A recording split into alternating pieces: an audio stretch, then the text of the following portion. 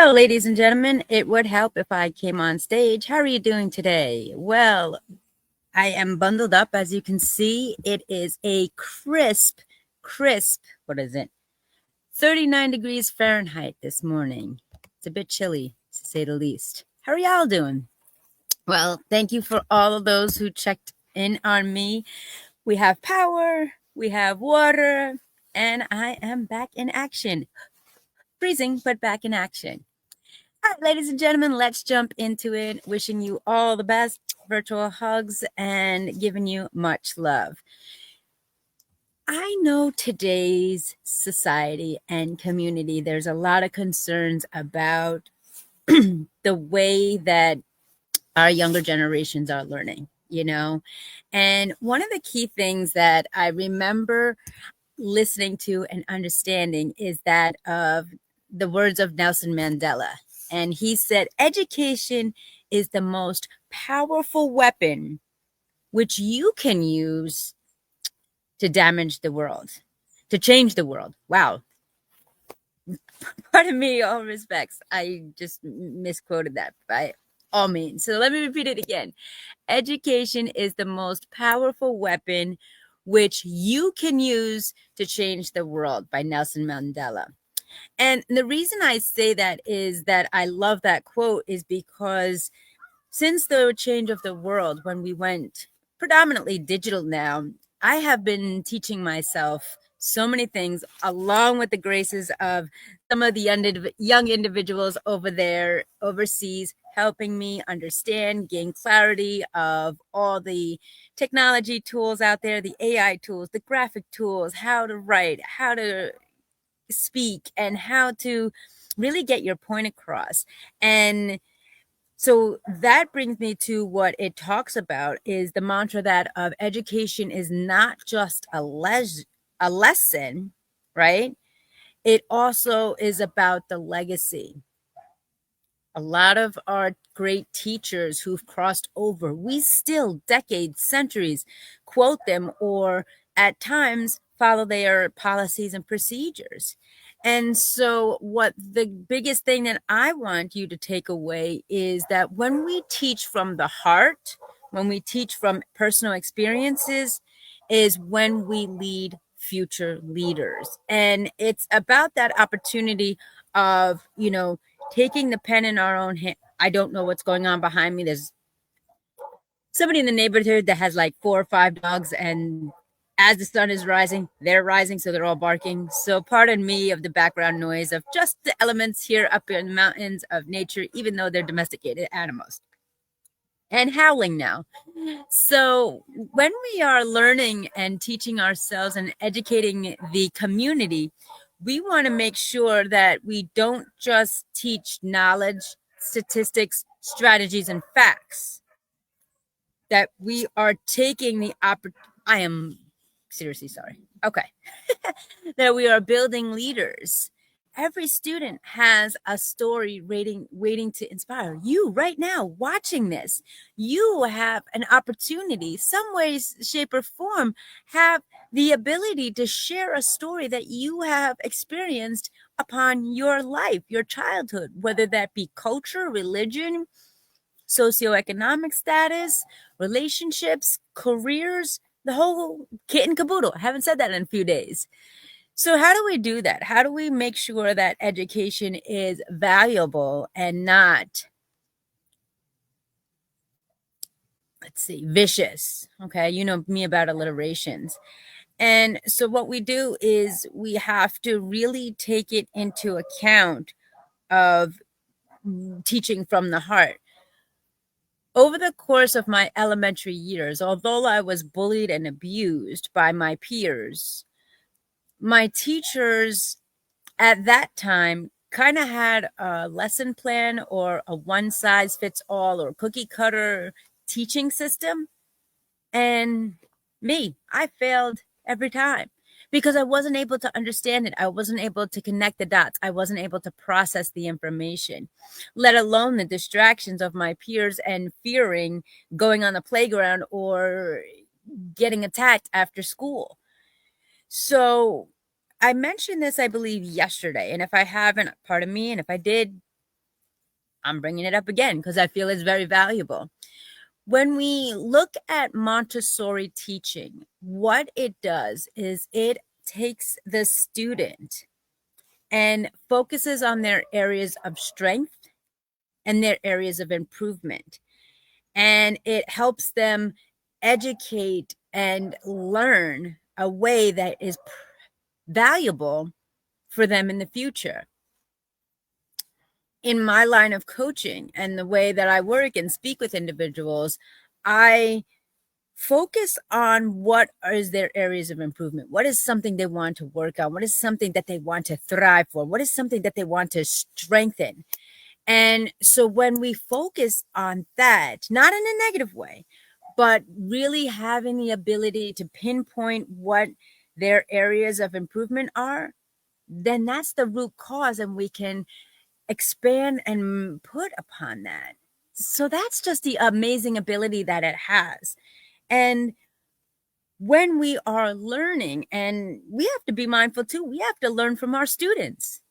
Teachers nowadays, by not all of them, by respect, some of them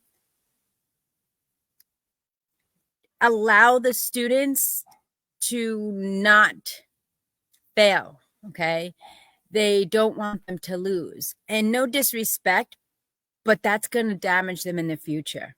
As I mentioned yesterday about being on an athletic field and in the boardroom, that if I hadn't learned already in my early and previous years how to lose, I don't think I would be able to muster up losing in my career and relationships. Does this make sense? And so in today's world, we are awarding people for everything, which is fine. But at the same token, we have to kind of bring it back to reality and say, you know what? You didn't make it this time, because that will give the momentum. Yeah, it's going to be a hard blow at first. It's going to be really rough and a jagged pill to swallow. But it gives the individual with the proper tools to say, hey, what could I have done better? And that, ladies and gentlemen, is the beauty of when the teachers, academics, the teachers, the coaches, the CEOs, your bosses really have the ability to shine. Not micromanage, not dictate or lecture, but sit down with you in a setting to show you areas of improvement as well as your areas of strength. And also, too, with education, just think about it. We only get a small amount of percentage of information in books, in media, and 9 times out of 10, we're not really sure it's valid.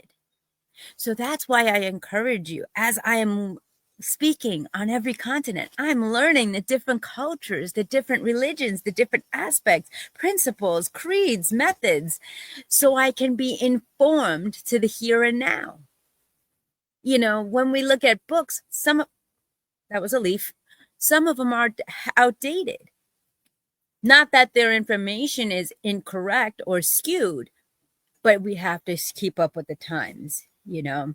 And so I want to hear from the teachers and coaches and, leaders in corporate on how you're applying your teaching methods. Are you effectively communicating and listening to your team members? In the boardroom, when you host a meeting, I just finished an amazing excerpt, and I cannot wait to share it because it's a proud coaching moment of one of my journey walkers who is in the process of publishing an amazing script. And it just opened my eyes. Why? Because it was really giving me the education and knowledge of what it's like in corporate America, what it's like to be a leader as, an individual in an industry and so forth. Coaches, are we barking at our players? Are we really, I'm talking about the athletic coaches, are we, disciplining our team players, or are we having a discussion? Are we, as they say in in sports, and I always say, let's play it back, let's watch the reel, let's watch the replay. I'm all right. Words are hard. It's cold. My tongue is frozen. It's 39 degrees Fahrenheit. And are we disciplining them, or are we redirecting them on how to do so? And for those individuals in, the after school clubs, the activities, chess, the ones that aren't physical, chess, math, the debate team, art team, or what have you, are we really focusing on sharpening those areas of strength, but then re rewiring or educating them on their areas of improvement? How are we allowing them to transcend and transform? How are we making it from, you know, pain into purpose? I'm a signature for that, corporate teams. When we were looking in the corporate Americas or in the corporate arena around the world, are you mindful of your org chart? Are you mindful of the stressors and difficulties that your team is experiencing that are the unspoken words due to fear? Are you looking at your company's morale? Are you really taking the initiative to inform individuals on, hey, this is something that we need to work on, to kind of sharpen, to make it better? Or are you just constantly focusing on the negative with warnings and demerits? Wow, that's an old word. So yeah, I want you to kind of look at that as I speak to different, teams, because I'm a team player, like I said, play, it's in my business. Press play, plan life according to you. And how that came to fruition was that my escape routes from being a victim of abuse and bullying and a victim of my own mindset due to the world's adversities, I want to remember how to play as a team player, learn how to win and lose collectively, learn to allow myself to accept and appreciate and welcome constructive criticism, welcome and feel in a safe space to ask questions, welcome to know that it's okay for me to make a mistake as long as I learn from it and nobody gets hurt or yeah, nobody gets hurt. You know what I mean? So we have to look that on all teams, the academic teams of the teachers, the professors, the coaches, the substitutes, the athletic teams. We're talking about the sideline coaches, the referees, the commentators, everyone that's on the field, the playing field, even like I said, in debate or mock trial, or even in the chess club or the band, in business teams, are you communicating with education? I challenge everyone today on all of these teams. When you go into your team setting today, open it up with a positive statement, whatever your mantra is, and then ask how they're doing, because you want to make sure everybody's 100% and to see if there's any things that need to be addressed. But ask them to bring something to the table that they learned new or they're aiming to learn. Remember, aiming, in my words, aim, Andrea Mason, authentically integral. My aim, authentically integral mindset, is to get to the next level of success. So when you walk into your team setting today, whether you're a team player, a coach, a spectator, have the courage to share something with what you have learned, a new piece of knowledge, or what you'd like to learn, so you can network and grow. Because I like to say, when I grow, you grow, and together we're better. So when we look at that, and then for the global audiences, one of the key components for the global audiences is to look around your network. In one of the organizations that I'm affiliated with in the community, they always talk about your network is your net worth. And ladies and gentlemen, you've known me for now, I don't know how long. If you're just new, I fail at everything. And the technology gremlins are always at my doorstep. I aim to learn new things. As you see today, I thought I was on camera, but I wasn't. But I guess it's the EMFs, the electromagnetic frequencies, that don't align with my empathy and my my core spirit. But my technology is an area of improvement that I'm working on. But you know what, guys? I'm not only self-teaching myself through videos and watching and observing others, but I'm reaching out to entities who are succeeding at it and pursuing their passions at it and are doing very well overseas, across the waters and borders where I wouldn't be able to have access to them without this tool. And we have to be mindful of our tools. Are they tools of treasure or are they tools of tragedy? Are they wands of wisdom or wands of weapons? You know, it's in the hands and eyes of the beholder.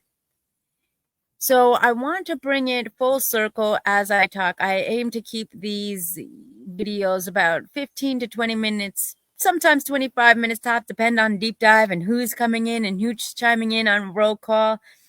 I see one heart. Wanda, right. Hello, my dear. So that's where I'm coming from today. I really want you to take the initiative, take the awareness with you on understanding the power. Not a fan of that word, but the value. I'll go with value. The value that education and knowledge plays in today's role in today's society. So I always want to remind you to follow your heart, not the herd nor the hurt. And I want you to start a leadership circle. I want you to start looking at your network, looking at your digital Rolodex, and really take the initiative, if you will, to find a reflective moment and or reflect on this week. Where are we? I don't even, what's today? I said at the beginning. Today's Thursday. Okay, 2 days off. Thought today was Tuesday, but whatever. Time means nothing to me. I want you to take a reflective moment this week, and I really want you to focus on empathy and unity. Empathy is that extra emotion and really tapping into the emotions of the people, frequencies, and vibrations around you. And then for those who are ready, who are you are ready to, whether it's elevating your classroom, your campus, your business, your family, your mindset, whatever it is, I want you to connect with me. I want you to connect with me so that you have the opportunity to bring your teams to the next level. So you have the opportunity to take your students, your teams, your employees, and those people around you to allow yourself to bring life to the next level. And how do you do that? Connect with me and let's book a call to have me at your next event, whatever that looks like, your summit or an educational training. This will be a chance of a lifetime where I can really look at the development and morale and the processes that you're working on within your environment, in your community. Because let's be honest, guys, whether you're a student and a leader, a coach, whatever it may be, you're spending 95% of that time with the people you work with as opposed to your family. And truth be told, as a solopreneur, you know, as a speaker and a coach, I'm doing more with play and I'm working on balancing my time with my family, but that's where my heart and passion is, you know? And so I want you to take the opportunity and really take that initiative where you can lead from behind by learning from your team, the education, knowledge, and wisdom that each of them, that the reason why you hired them, the reason why they hired you to the next level to elevate your game.